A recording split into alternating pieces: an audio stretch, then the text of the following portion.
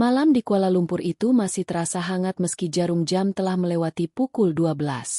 Di sebuah kawasan tua bernama Lorong Haji Taib, lampu jalan berkelap-kelip, sebagian padam, sebagian berpendar redup kekuningan. Disinilah Aisyah, mahasiswi asal Medan berusia 22 tahun, menemukan tempat tinggal barunya, Kos Sri Cahaya, bangunan 2 lantai yang tampak usang, berdinding cat biru pudar dan jendela kayu yang mulai lapuk. Aisyah baru tiba dari Indonesia 3 hari lalu. Ia diterima di Universiti Malaya, jurusan komunikasi massa. Dengan uang pas-pasan, ia mencari kos murah melalui grup Facebook mahasiswa perantau. Seorang pengguna anonim bernama Mak Cik Zura menawarkannya kamar kecil dengan harga yang terlalu murah untuk ukuran Kuala Lumpur, hanya Rp250 sebulan. Tanpa berpikir panjang, Aisyah menyetujuinya. Begitu pertama kali melangkah ke dalam lorong menuju kos, ada hal aneh yang langsung ia rasakan. Udara terasa berat, lembab, dan di ujung lorong terdengar bunyi langkah kaki, padahal tak ada siapapun di sana. Kucing-kucing jalanan yang biasanya bersuara malah diam membisu. Di depan pintu kos, papan nama Sri Cahaya menggantung miring, huruf-hurufnya sebagian lepas. Aisyah menekan bel yang sudah berkarat, dan seorang wanita parubaya dengan mata tajam membukakan pintu. "Masuklah, anak. Aku Mak Cik Zura." Suaranya pelan, tapi menembus dingin. Di dalam, aroma kapur barus bercampur bau lembab. Koridor sempit, panjang, dan gelap. Lampu neon di langit-langit berkelap-kelip, menciptakan bayangan bergerak di dinding. Di ujung lorong, ada pintu tandas yang setengah terbuka, meneteskan air tanpa henti. Aisyah merasa merinding, namun ia berusaha bersikap biasa. Mungkin pipa bocor, pikirnya. Kamar Aisyah ada di lantai atas, nomor 3B. Ruangannya kecil, hanya cukup untuk ranjang besi, meja belajar, dan kipas angin tua. Di dinding tergantung cermin oval besar, entah mengapa posisinya menghadap langsung ke tempat tidur. "Cermin nidah lama, jangan pindahkan ya," kata Mak Cik Zura sebelum pergi. Nada suaranya terdengar seperti peringatan. Malam pertama, Aisyah mencoba tidur. Namun setiap kali matanya terpejam, ia mendengar suara langkah kaki di lorong luar kamarnya. Berjalan perlahan, seperti seseorang yang sedang mengendap. Tok tok tok. Langkah itu berhenti tepat di depan kamarnya. Lalu sunyi. Aisyah menahan napas. Ia menatap celah bawah pintu. Tampak bayangan kaki berdiri di luar. Tidak bergerak, tidak pergi, hanya diam. Ia menggenggam ponsel dan membuka lampu senter. Tapi bayangan itu menghilang begitu saja. Saat ia memberanikan diri membuka pintu, lorong kosong. Tapi kipas angin di ujung lorong berputar sendiri, padahal colokannya tercabut. Keesokan paginya, Aisyah bertemu dengan penghuni lain. Nadia, gadis asal Johor, dan Farah, pekerja kantoran yang sering pulang lewat tengah malam. Mereka ramah, tapi ketika Aisyah menyebut kamar 3B, wajah keduanya langsung berubah pucat. Kamu dapat 3B?" tanya Farah pelan. "Iya, kenapa?" Farah dan Nadia saling pandang, lalu Nadia menjawab lirih. "Tak apa, kalau dengar suara tengah malam, jangan buka pintu. Biarkan saja. Itu biasa di sini." Ucapan itu membuat Aisyah tak tenang sepanjang hari. Saat malam tiba, suara langkah itu kembali terdengar. Kali ini disertai bisikan lembut di dekat telinganya.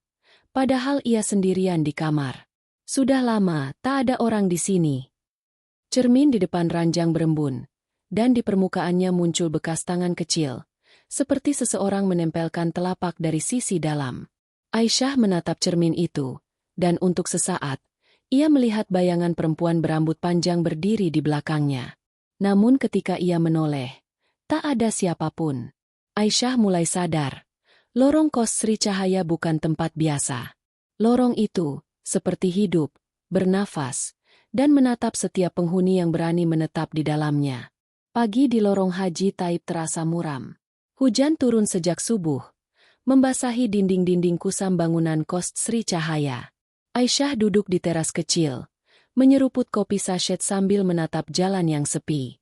Ia belum bisa melupakan kejadian malam tadi, bayangan di depan pintu, bisikan samar, dan bekas tangan di cermin. Ketika langkah kakinya mulai membaik, Nadia keluar dari kamarnya membawa cucian. "Kau tak tidur semalam, ya?" tanya Nadia dengan nada khawatir. Aisyah mengangguk lemah. "Lorong ni bising. Ada orang berjalan tengah malam." Nadia menatapnya sebentar, lalu menghela napas.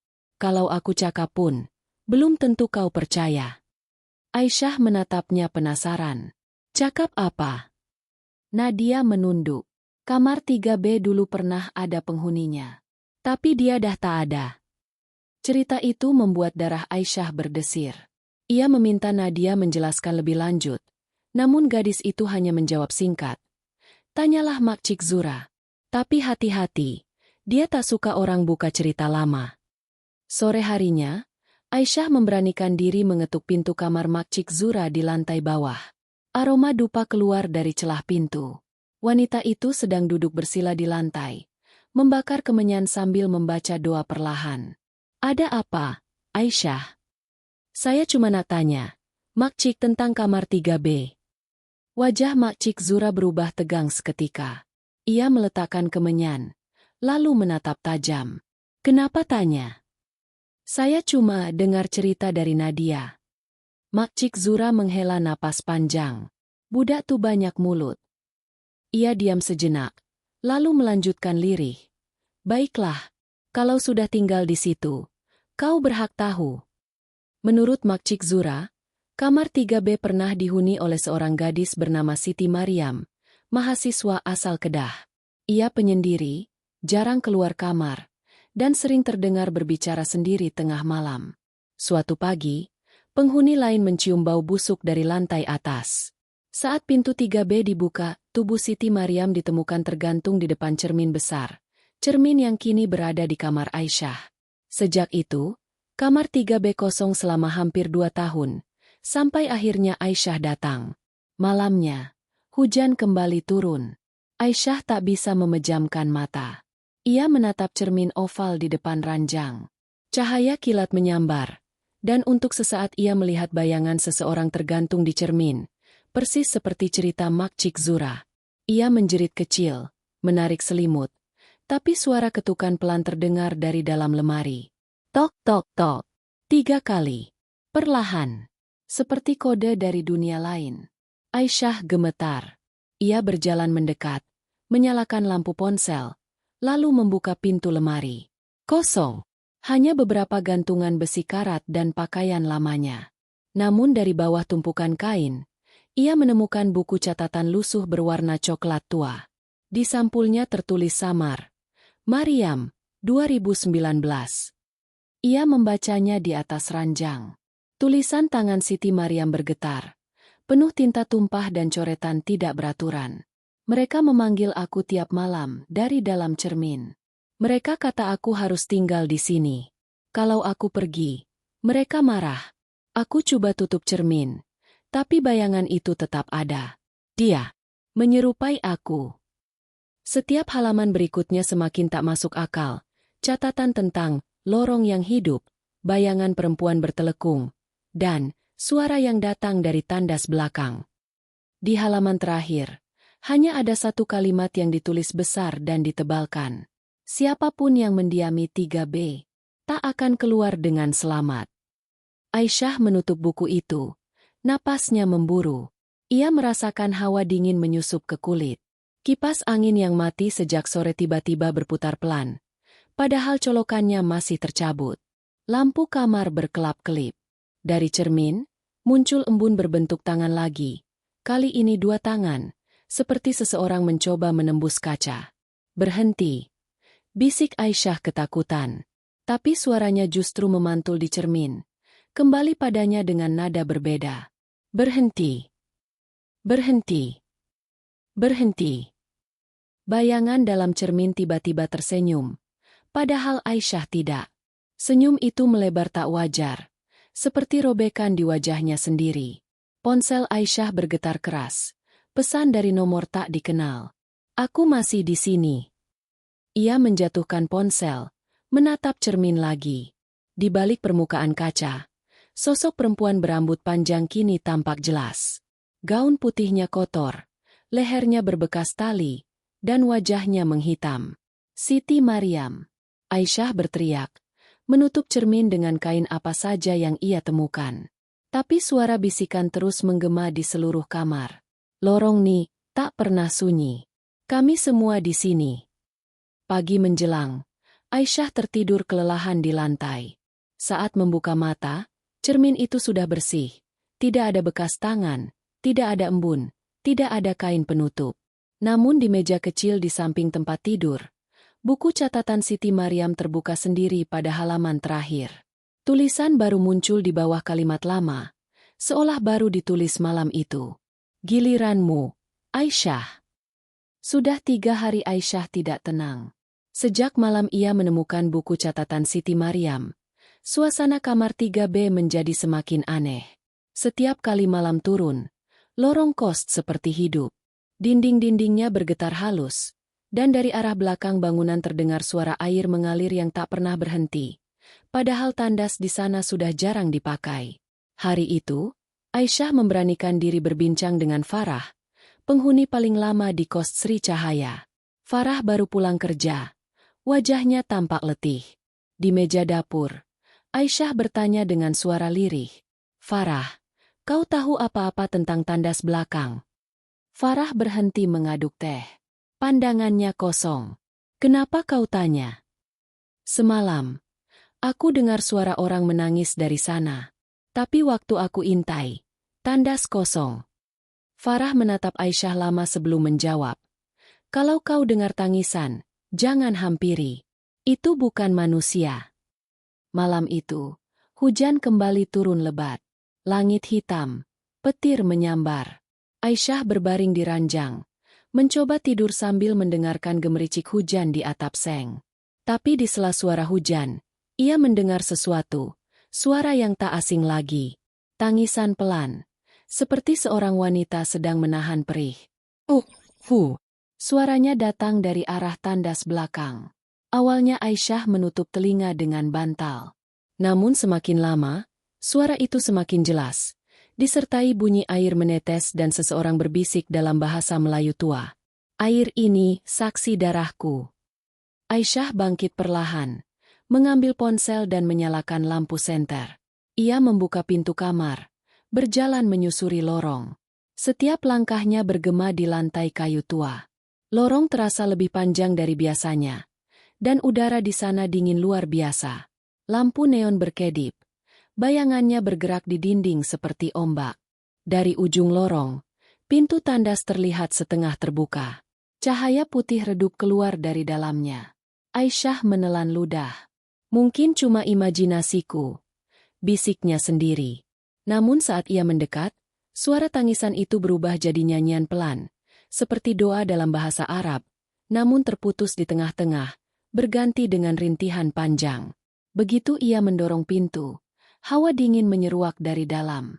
Ruangan kecil itu dipenuhi lumut dan bau busuk lembab. Lampu gantung berayun pelan, padahal tak ada angin. Air menetes dari shower tua yang berkarat. Tapi di tengah lantai, genangan air membentuk sesuatu, bekas tapak kaki basah menuju sudut ruangan. Aisyah mengarahkan senter ke arah itu. Di sana, ada sebuah ember plastik hitam yang tertutup. Suara air beriak dari dalamnya. Dengan tangan gemetar, ia membuka tutup ember. Begitu terbuka, bau anyir menusuk hidung. Di dalamnya, air berwarna kemerahan, seperti bercampur darah. Lalu, dari balik air itu muncul rambut panjang hitam, perlahan naik ke permukaan, diikuti wajah pucat membiru dengan mata kosong menatap Aisyah. Aisyah menjerit dan berlari keluar lorong. Tapi pintu kamarnya kini tertutup rapat. Ia menekan gagang pintu berkali-kali, tak bisa dibuka. Dari belakang, terdengar langkah basah mendekat. Plak, plak, plak. Langkah kaki telanjang di lantai kayu, meninggalkan jejak air kemerahan. Aku dah kembali. Suara lembut itu berbisik di dekat telinganya. Nafasnya dingin, berbau tanah basah. Aisyah menoleh perlahan. Di ujung lorong berdiri sosok wanita dengan gaun putih yang meneteskan air. Wajahnya tak jelas, namun matanya menatap langsung ke arah Aisyah. Tiba-tiba seluruh lampu padam. Kegelapan menelan semuanya. Hanya suara hujan dan bisikan samar yang tersisa. Dia masih di sini dari dalam air. Aisyah tersentak ketika seseorang menggoyang tubuhnya.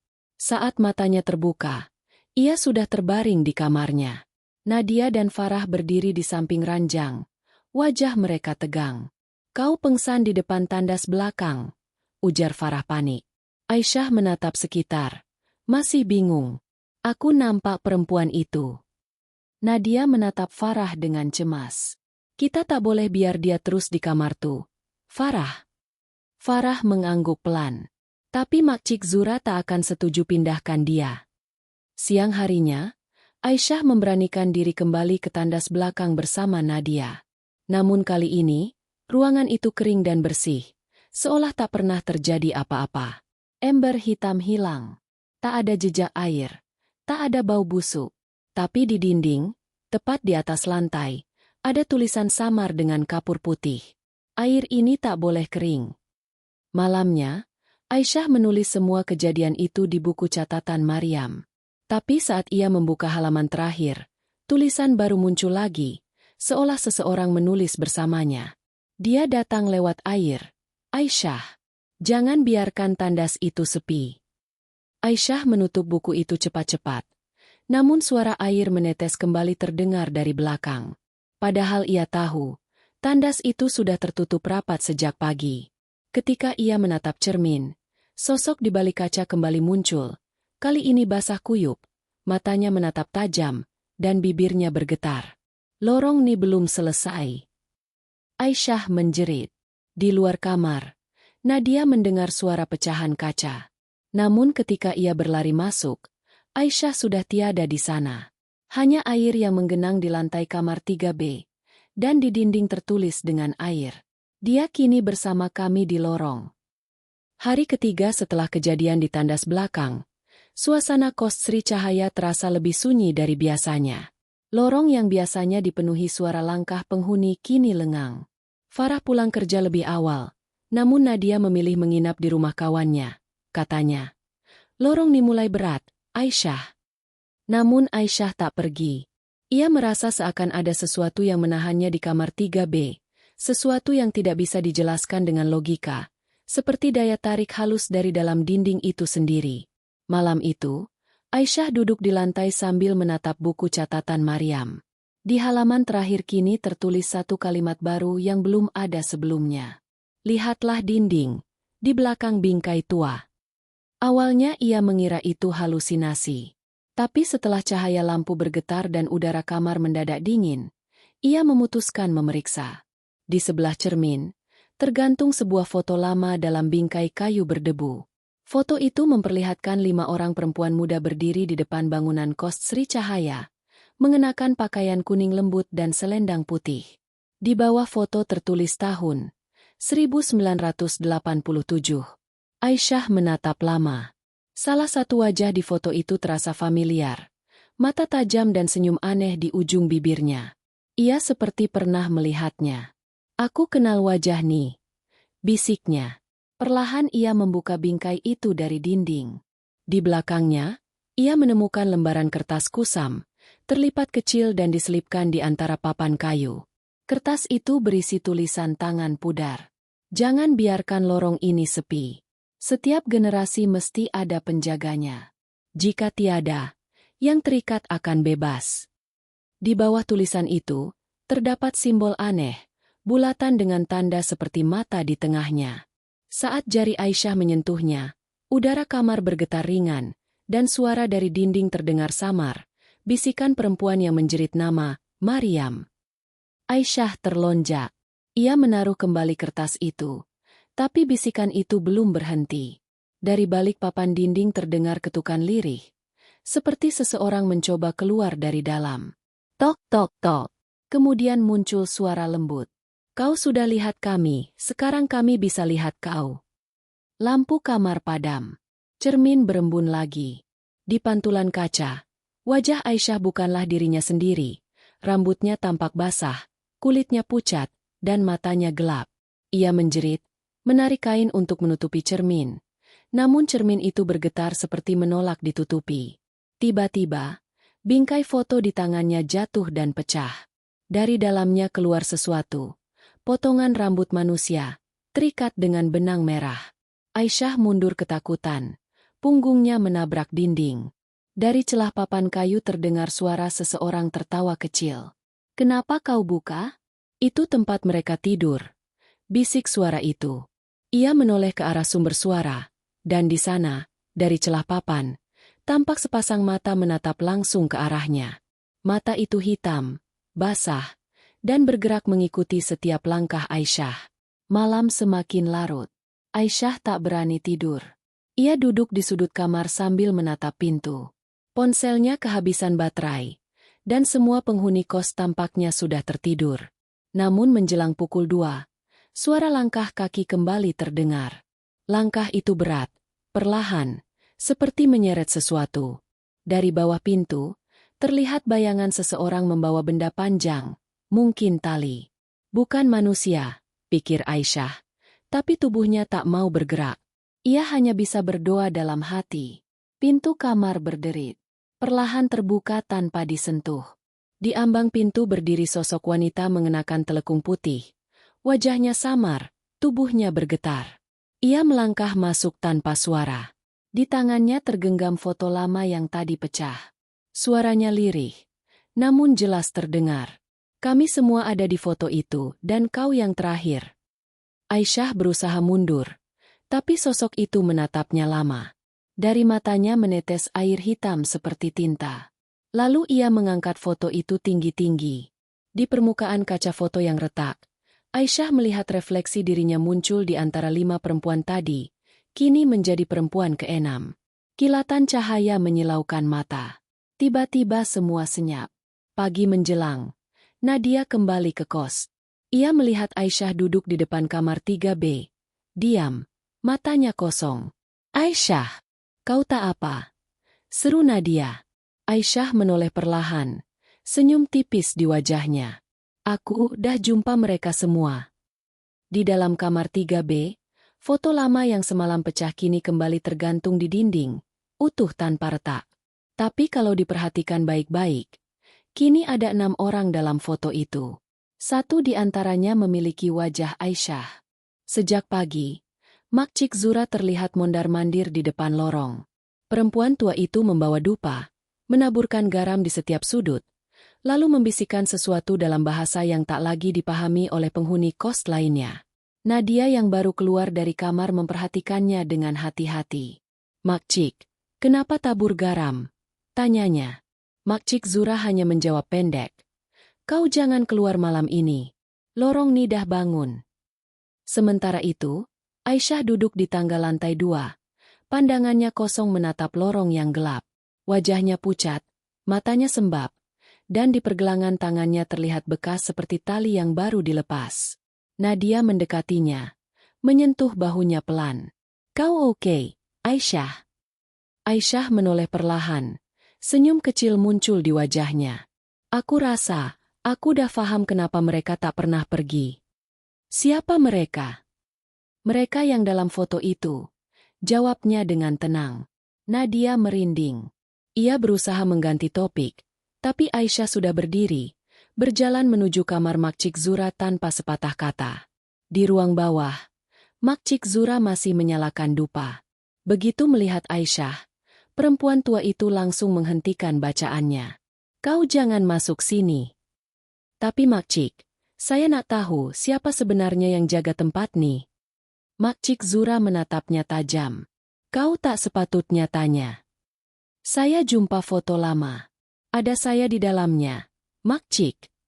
Wajah wanita itu berubah. Dupa di tangannya jatuh ke lantai. Dengan suara bergetar, Makcik Zura berkata, "Kau tak boleh nampak benda tuh, kecuali kalau lorong dah pilih kau." "Pilih saya? Maksudnya apa?" Makcik Zura tidak menjawab. Ia menatap langit-langit seolah mendengar sesuatu yang tak terdengar oleh manusia biasa. Lalu ia berjalan ke arah lemari tua di sudut ruangan, membuka laci bawahnya, dan mengeluarkan kotak kayu kecil berukir simbol mata. Setiap 20 tahun, Lorong ni minta satu, penjaga. Orang yang boleh dengar dan nampak mereka. Kata Makcik Zura perlahan. Aku dah jaga tempat ni lebih dari 30 tahun. Tapi waktuku hampir habis. Aisyah terdiam. Jadi, mereka yang dalam foto itu? Penjaga sebelum aku. Semuanya perempuan. Semuanya hilang dengan cara yang sama. Makcik Zura membuka kotak itu. Di dalamnya ada potongan kain putih, rambut, dan sebuah kunci besi berkarat. Kalau Lorong dah pilih kau tak boleh lari. Tapi kalau kau berani, coba tutup lorong itu sendiri. Buka pintu bawah tanah di belakang tandas. Tapi ingat yang tidur di bawah sana bukan roh biasa. Malam pun turun. Langit Kuala Lumpur gelap. Hujan deras mengguyur atap Sengkos Sri Cahaya. Nadia mengurung diri di kamarnya. Farah sudah menghilang sejak sore. Katanya keluar beli makan, tapi belum kembali juga. Hanya Aisyah dan Makcik Zura yang masih terjaga. Dari ruang bawah, Makcik Zura terdengar melantunkan doa panjang. Suaranya berat, kadang bergetar, seperti menahan sesuatu yang besar. Tiba-tiba, semua lampu padam. Lorong tenggelam dalam gelap total. Aisyah menyalakan senter ponsel. Tapi cahaya itu hanya menyorot kabut tipis yang mulai muncul di udara. Dari arah dapur belakang terdengar suara pintu besi berderit. Seperti ada yang membukanya perlahan. Makcik, panggil Aisyah. Tak ada jawaban. Suara langkah kaki terdengar mendekat. Pelan, berat, disertai suara kain diseret di lantai. Cahaya senter menyorot sosok berpakaian hitam berdiri di ujung lorong. Bukan Makcik Zura, bukan Nadia. Tubuhnya tinggi, wajahnya tersembunyi di balik kain hitam panjang yang menutupi seluruh kepala. Ia bergerak tanpa suara, namun setiap langkahnya menimbulkan getaran halus di lantai kayu. Aisyah berlari ke bawah mencari Makcik Zura, tapi yang ditemuinya hanyalah dupa yang masih menyala dan kotak kayu yang terbuka lebar. Di dalamnya, rambut dan kain putih itu hilang. Dari dapur belakang, suara seseorang memanggil, "Aisyah, sini. Aku tahu jalan keluar." Suara itu suara Farah. Tapi ketika Aisyah mendekat, cahaya senter menyorot wajah perempuan yang memanggilnya. Itu bukan Farah. Wajahnya pucat, matanya kosong, dan kulit lehernya penuh luka. Di tangannya tergenggam kunci besi yang tadi dipegang Makcik Zura. Aisyah mundur, berlari ke arah tangga. Dari atas terdengar Nadia menjerit. "Makcik, tolong! Ada orang di kamarku." Tapi Makcik Zura tidak pernah muncul lagi. Hujan semakin deras. Lorong kini dipenuhi air sampai setinggi mata kaki. Setiap pantulan di genangan air menunjukkan wajah-wajah yang berbeda. Mariam, perempuan dari foto, bahkan Makcik Zura sendiri, semuanya menatap Aisyah. "Giliranmu, penjaga baru." Cahaya kilat menyambar. Aisyah terhuyung, jatuh di tengah lorong, dan di detik itu, sosok bertelekung putih muncul di belakangnya, menepuk bahunya pelan. "Lorong ni tak perlukan penjaga yang tidur," bisiknya. "Kami semua masih berjaga." Ketika pagi datang, Nadia keluar dari kamarnya dengan tubuh gemetar. Lorong sudah sepi. Pintu kamar Aisyah terbuka, tapi kosong. Di meja kecil, terdapat kotak kayu lama.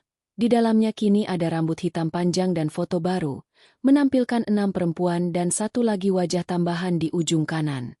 Makcik Zura. Di bawah foto itu tertulis tangan. Lorong ni akan terus berjaga. Satu pergi, satu datang. Dan malam di sini tak akan pernah tidur. Sejak pagi, Nadia tak berhenti memandangi lorong panjang yang kini sunyi itu. Bau dupa masih samar tercium di udara, bercampur lembab dinding tua yang basah. Makcik Zura dan Aisyah, keduanya menghilang tanpa jejak. Hanya Farah, yang baru muncul sore itu, mengaku tak ingat apapun setelah keluar membeli makanan malam sebelumnya. "Bila aku balik, pintu semua terkunci," katanya bingung. "Aku ketuk pun tak ada siapa jawab." Nadia tak yakin. Ia tahu, sesuatu telah berubah di dalam kos itu. Lorong Sri Cahaya kini terasa seperti tubuh hidup yang bernafas pelan-pelan. Setiap kali ia berjalan, lantai kayu di bawah kakinya bergetar halus, seperti ada nadi yang berdenyut di balik papan. Menjelang petang, listrik di kawasan itu tiba-tiba padam. Semua penghuni kos keluar ke depan, tapi rumah di seberang masih menyala. Hanya bangunan Sri Cahaya yang gelap gulita. Farah panik. Kita pergi saja, Nadia. Malam Nita elok tinggal di sini. Namun Nadia menatap ke arah tangga. Di sana, samar-samar terlihat cahaya redup dari kamar 3B. Listrik mati, tapi kenapa kamar Aisyah masih terang? Farah menatapnya takut-takut. Jangan naik, Nat. Namun Nadia sudah melangkah. Ia membawa lilin kecil, menyusuri lorong yang kini tampak lebih panjang dari biasanya. Bayangan dinding menari-nari di bawah cahaya lilin, menciptakan ilusi gerakan seperti tangan yang meraih dari kegelapan. Sampai di depan kamar 3B, Nadia berhenti. Pintu terbuka sedikit, dan dari dalam terdengar suara seseorang berbicara pelan, seperti tengah berdoa. Aisyah? Panggilnya. Tak ada jawaban, hanya suara bisikan yang tak jelas, antara doa dan tangisan. Nadia menolak rasa takut, lalu mendorong pintu. Cahaya lilin memperlihatkan kamar yang kini berantakan. Di dinding tergantung foto lama yang kini sudah berubah lagi. 7 wajah perempuan tersenyum samar. Wajah terakhir wajah Aisyah, dengan mata tertutup dan leher terikat benang merah. Di lantai, buku catatan Maryam tergeletak terbuka. Angin entah dari mana meniup halamannya, menampakkan tulisan baru. Lorong tak suka sunyi. Bila lampu padam, kami semua keluar. Tiba-tiba, suara ketukan bertalu-talu terdengar dari seluruh sisi dinding. Tok, tok, tok, tok. Lilin di tangan Nadia padam seketika. Kegelapan total menelan ruangan. Dalam hitam itu, ia mendengar langkah banyak orang mendekat. Perlahan, berat, beriringan. Dari arah lorong, cahaya putih samar mulai muncul, seperti kabut yang berpendar.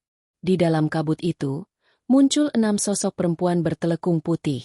Rambut mereka panjang menutupi wajah, dan di tangan mereka tergenggam tali serta kunci. Salah satu sosok maju mendekat. Nadia mengenali suara lirihnya. Nadia, aku dah jumpa mereka. Jangan lawan. Itu suara Aisyah. Air mata Nadia menetes. Aisyah, kau di mana sebenarnya? Sosok itu mengangkat wajahnya perlahan. Kulitnya membiru, matanya kosong. Aku masih di lorong. Kami semua di sini. Saat itu juga, semua lampu di seluruh bangunan tiba-tiba menyala serentak. Namun yang terlihat bukan kelegaan, melainkan kengerian. Di sepanjang lorong, tergantung tali-tali putih di langit-langit, dan dari setiap tali tergantung pakaian milik para penghuni lama. Setiap pakaian itu basah, meneteskan air merah ke lantai. Farah berteriak dari bawah tangga. Nadia, keluar sekarang. Nadia berlari, namun lorong terasa berubah. Pintu-pintu kamar bergeser, seolah bangunan itu menelan jalannya sendiri. Ia berlari ke kiri, tapi ujung lorong justru menuntunnya kembali ke kamar 3B. Kini di dalam kamar itu, cermin oval yang dulu milik Maria memantulkan bukan satu, tapi puluhan wajah. Wajah-wajah perempuan yang sama, semua tersenyum dengan senyum yang sama. Lorong dah terjaga penuh, bisik mereka bersamaan. Sekarang giliranmu, Nadia. Nadia menjerit dan memukul cermin itu dengan lilin besinya. Cermin retak 1000, namun dari setiap retakan muncul tangan-tangan putih yang keluar, mencengkeram pergelangan tangannya, menariknya ke dalam. Farah yang baru tiba hanya sempat melihat sekilas. Nadia ditarik masuk ke dalam cermin, lenyap tanpa suara, dan retakannya kembali menyatu perlahan seperti air yang menelan batu. Pagi harinya, listrik kembali normal. Petugas listrik datang memeriksa, tapi tak menemukan kerusakan apapun. Kos Sri Cahaya tampak seperti biasa. Sunyi, hanya suara kipas tua berputar pelan. Namun ketika salah satu petugas melihat ke dinding tangga, ia berhenti. Ada foto baru tergantung di sana. Kini 8 orang perempuan berdiri di depan bangunan Sri Cahaya. Semuanya mengenakan pakaian kuning lembut dan selendang putih. Wajah mereka kabur, kecuali satu di tengah yang masih jelas terlihat, Nadia. Di bawah foto itu, Seseorang menulis dengan tinta merah. Malam bila semua lampu padam, mereka akan keluar untuk mencari yang berikutnya. Sudah 3 hari berlalu sejak malam mengerikan itu. Sejak Nadia menghilang, kos Sri Cahaya berubah menjadi tempat yang sunyi sekaligus menakutkan. Hanya Farah yang masih tinggal, bukan karena berani, tapi karena tak punya tempat lain untuk pergi. Ia sudah mencari kos baru di sekitar Jalan Pudu. Namun entah kenapa setiap kali hendak keluar membawa koper, sesuatu selalu membuatnya kembali. Kadang pintu depan terkunci dari dalam tanpa kunci. Kadang kopernya hilang, lalu muncul lagi di depan kamar. Farah mulai percaya, tempat itu tidak ingin ia pergi. Hari itu, ia menemukan sesuatu yang aneh di depan pintu kamarnya.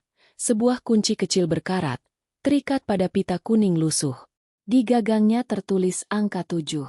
Ia tak tahu kamar mana yang menggunakan kunci itu, sebab di kos itu hanya ada 6 kamar. Tak mungkin, gumamnya pelan. Namun saat ia melihat denah bangunan di papan pengumuman lama di ruang tamu, matanya membelalak.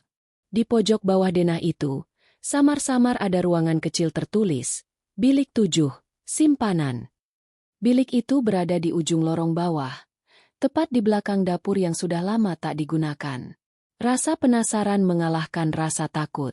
Ia membawa kunci itu, menyalakan senter di ponselnya, lalu menyusuri lorong gelap. Bau lembab dan karat memenuhi udara.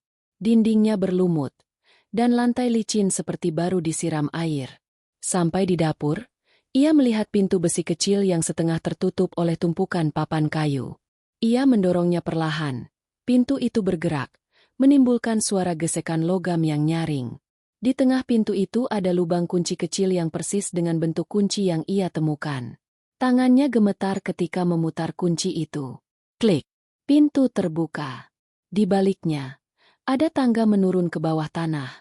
Suhu udara berubah drastis, dingin dan pengap, dengan bau menyengat seperti bangkai hewan lama. Farah menuruni tangga perlahan sambil menyorotkan cahaya ponsel. Setiap langkah menimbulkan gema panjang. Ruang bawah tanah itu ternyata bukan gudang biasa. Dindingnya dipenuhi foto-foto lama penghuni kos dari tahun ke tahun. Semua perempuan. Semuanya tersenyum dengan cara yang sama. Di pojok ruangan, ada lemari kayu besar dengan pintu kaca. Di dalamnya tergantung beberapa baju kuning lusuh dan jilbab putih. Salah satunya milik Nadia. Farah nyaris menjatuhkan ponselnya. Ia mundur selangkah, tapi suara pintu di belakangnya menutup dengan keras. Braa! Kegelapan menelan ruangan itu. Siapa di sana? Suaranya bergetar.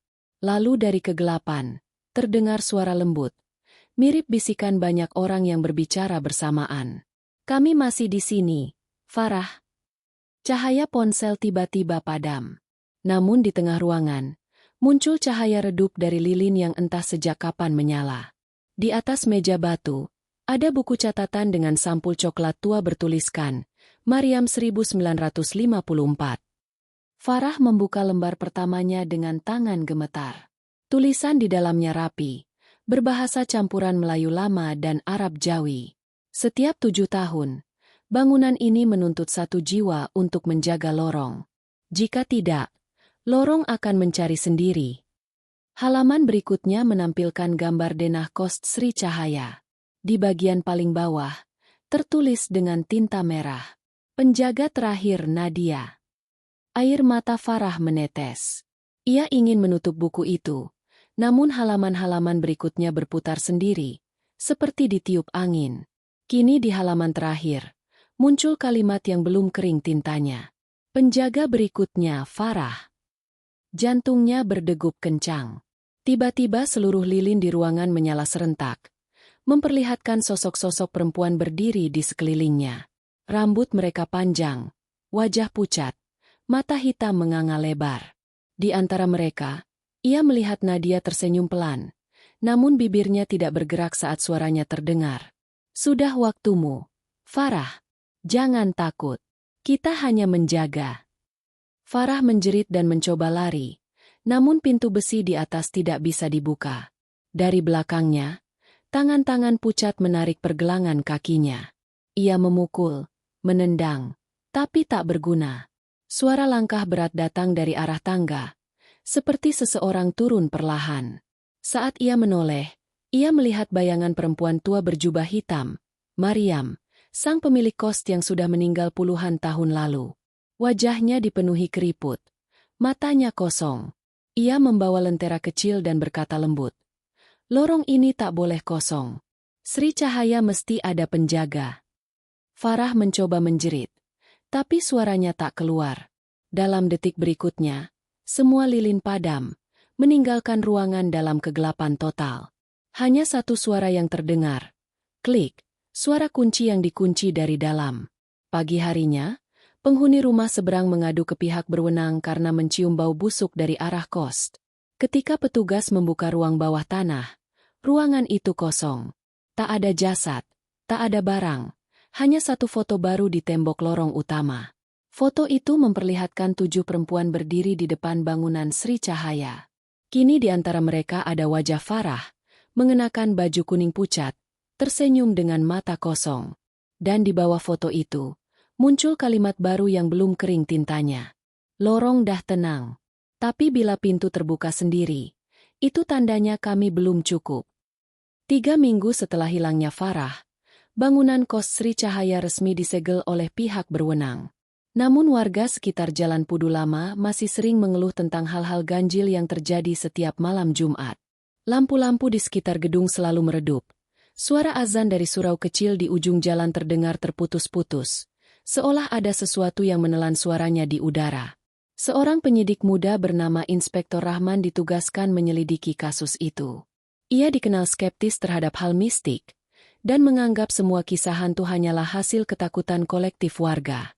Namun ketika pertama kali menjejakkan kaki di halaman Sri Cahaya, udara di sekitarnya terasa berat dan lembab, seperti berjalan di bawah air. Bangunannya tampak tua, cat kuningnya terkelupas, jendela-jendelanya berdebu. Namun yang membuat Rahman berhenti adalah suara perempuan tertawa pelan dari arah lantai 2. Padahal semua ruangan dikunci rapat. Ia menengadah, namun tak melihat siapapun. Bersama rekannya, Konstabel Amir, Rahman memaksa membuka pintu depan. Begitu pintu terbuka, aroma kapur barus bercampur bau busuk menyambut mereka. Dinding dalam bangunan dipenuhi noda hitam yang menyerupai bentuk tangan. "Tempat ini memang pelik, Tuan," bisik Amir. "Orang kampung kata lorongnya hidup waktu malam." Rahman mengabaikannya. Ia menyalakan senter dan menelusuri lorong. Lorong itu panjang, terlalu panjang untuk ukuran bangunan kecil. Cahaya senter tak bisa menjangkau ujungnya. Dindingnya bergetar halus setiap kali mereka melangkah, seperti bernafas. Di kanan kiri, pintu-pintu kamar tertutup rapat, tapi kadang terdengar suara halus dari baliknya. Suara orang berbisik, tertawa, bahkan seperti berdoa. Mereka berhenti di depan kamar 3B, kamar terakhir yang disewa oleh Nadia. Di lantai, ada foto lama yang sudah sobek setengah. Terlihat sekilas wajah-wajah perempuan berjejer di depan bangunan. Semuanya berpakaian sama. Rahman menatapnya sekilas, lalu menyimpannya di saku. Catatan kehilangan sebut ada 7 penghuni terakhir. Tapi foto ini ada 8 orang. Gumamnya pelan. Mereka melanjutkan langkah ke ruang bawah tanah. Tempat terakhir Farah dilaporkan terlihat. Pintu besinya masih terkunci dari dalam, tapi anehnya, kunci tergantung di lubang gemboknya, seolah menunggu seseorang membukanya. Rahman menelan ludah. "Kau tunggu di atas, Amir." "Tapi Tuan, turun nih kerja aku." Ia membuka kunci itu dan menuruni tangga sendirian. Bau lembab langsung menusuk hidung. Saat senter menyorot dinding bawah, Rahman nyaris kehilangan napas. Di sana tergantung puluhan foto, semuanya foto perempuan dengan tulisan nama di bawahnya. Mariam, Aisyah, Nadia, Farah, dan satu ruang kosong di ujung barisan, hanya bertuliskan penjaga baru. Rahman mendekat. Saat ia menyentuh bingkai foto terakhir itu, udara di ruangan berubah. Lilin-lilin di sekitar dinding menyala sendiri satu persatu, menciptakan lingkaran cahaya yang bergetar. Suara azan dari luar yang semula terdengar jelas kini berhenti di tengah-tengah kalimat. Seolah dunia di luar ruangan itu membeku. "Siapa di sini?" Rahman berseru. Tak ada jawaban, hanya bisikan halus seperti napas di telinganya. Kami semua masih di sini. Bayangan muncul di cermin tua di depan ruangan. Dalam pantulan itu, Rahman melihat dirinya berdiri, namun di belakangnya ada barisan perempuan berpakaian putih. Wajah mereka kosong tanpa mata. Salah satunya perlahan mendekat, dan dari bibirnya yang kering keluar suara lembut. Kau datang sebab lorong panggil. Rahman menoleh cepat, tapi tak ada siapapun di belakangnya. Saat ia menatap cermin lagi, sosok-sosok itu kini semakin dekat, dan salah satunya, Nadia, mengulurkan tangan ke arah pantulan dirinya. Kaca cermin bergetar. Senter di tangan Rahman padam. Dalam kegelapan, ia meraba tembok mencari jalan keluar. Namun tangannya justru menyentuh sesuatu yang hangat dan lembab, kulit manusia. Ia menarik tangannya cepat, tapi sesuatu menggenggam pergelangannya dari dalam dinding. Tiba-tiba suara azan kembali terdengar. Namun kali ini suaranya sumbang dan melengking, seperti direkam dari jauh. Rahman berteriak, namun suaranya tak keluar. Dari lantai, muncul kabut hitam pekat yang bergerak seperti ombak, menelan kakinya sedikit demi sedikit. Dalam kabut itu terdengar bisikan. Lorong dah buka. Jangan lawan. Di atas, Amir menunggu cemas. Ia memanggil tuannya berulang kali tapi tak ada jawaban. Saat ia nekat menuruni tangga, ruangan itu kosong. Tak ada Rahman, tak ada cahaya, hanya bau hangus seperti besi panas. Di meja batu, ada satu foto baru yang belum kering. Foto itu memperlihatkan 8 perempuan berdiri di depan kos Sri Cahaya, dan di ujung paling kanan berdiri satu laki-laki berseragam polis. Wajahnya tegang namun matanya kosong. Di bawah foto itu, ada tulisan merah. Lorong tak peduli lelaki atau perempuan. Yang datang, akan tinggal. Amir berlari keluar dengan ketakutan. Namun saat ia melewati surau kecil di seberang jalan, ia berhenti. Suara azan maghrib kembali terdengar, namun dari arah kos Sri Cahaya. Suaranya pelan, terputus-putus, seperti datang dari perut bumi. Dan malam itu, warga sekitar bersaksi bahwa untuk pertama kalinya, suara azan dari surau hilang sama sekali. Mereka bilang, setiap kali waktu azan tiba, suara itu kini bergema dari dalam bangunan tua yang telah lama kosong. Malam itu, langit Kuala Lumpur diselimuti awan hitam pekat. Hujan turun deras, petir menyambar sesekali, menyinari siluet bangunan tua di ujung jalan Pudu Lama, kos Sri Cahaya yang kini berdiri bagai bangkai bernafas. Sudah 2 bulan berlalu sejak Inspektor Rahman hilang tanpa jejak, namun misteri bangunan itu justru semakin dalam. Pihak berwenang menyerah, garis kuning sudah lama lusuh tertiup angin. Hanya satu orang yang masih datang ke sana, Ustaz Harun, lelaki tua yang dulu menjadi imam surau dekat sana. Ia percaya ada sesuatu yang menyalahi takdir di bangunan itu. Tempat nidah terputus dari rahmat, katanya pada muridnya, Faiz, yang ikut menemaninya malam itu. Mereka membawa air yasin, tasbih, dan lampu minyak kecil. Pintu besi kos terbuka sendiri ketika mereka mendekat, berdecit panjang seperti menyambut. Udara di dalam bangunan lebih dingin dari hujan di luar. Dindingnya berembun, dan lorongnya tampak lebih panjang dari terakhir kali dilihat warga. Bacakan ayat kursi, perintah Ustaz Harun. Faiz memulai dengan suara bergetar. Namun baru sampai pertengahan, angin kencang bertiup dari arah dalam lorong, meniup padam lampu minyak mereka. Dalam gelap itu, suara perempuan menyusup, pelan, bergema, seperti datang dari banyak mulut sekaligus. Kenapa ganggu kami? Faiz tersentak.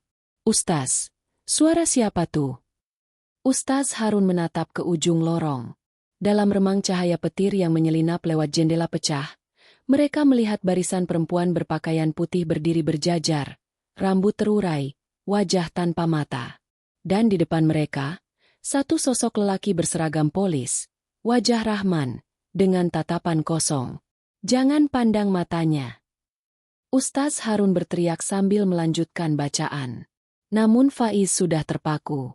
Tubuhnya kaku, matanya terbuka lebar menatap sosok Rahman yang kini perlahan berjalan mendekat. Langkahnya tidak menapak lantai, melainkan melayang sedikit di atas tanah. Setiap langkahnya diiringi bisikan ratusan suara yang memanggil nama. Faiz, Faiz, Faiz. Suara itu terus bergema, semakin keras hingga terasa di dalam dada. Faiz menutup telinga tapi suara itu datang dari dalam kepalanya sendiri. Ia menjerit, lalu jatuh berlutut. Ustaz Harun menggenggam tasbihnya erat, membaca surah Al-Jin berulang-ulang.